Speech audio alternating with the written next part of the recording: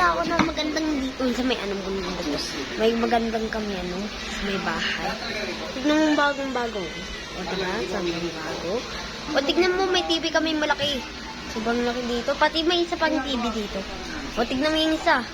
Nandito mga halaman. Mga gold halaman din. Isa pang gold halaman din. Tapos may saksakan din. Tapos may ilaw. At tignan mo may baby pati makakaano yung halaga namin. Parang kami. Don't forget to like and subscribe for the same for you. Ha, bye. Ay, mamayin kita sasabihin na. Okay. O, tignan mo guys. Nalagyan tuloy ng sa may yung mga salumesa, may halaman din.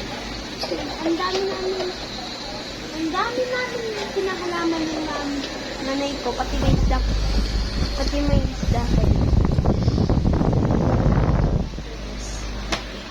I'm sure kung kahit si Beth kami, she would have said this whole thing is a bummer. So, yun kami. Sorry guys for sa pensyon na pala sa may ng malaki So may problema tayo, may isda kami dito. Yes.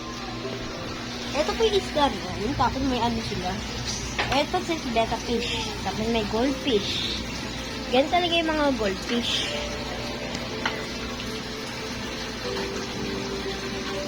Tignan mo, ang cute mga isda dito sa akin. O tignan mo, may malaki pa din tayo. Don't forget to like and subscribe. Bye! Next time, I will video again.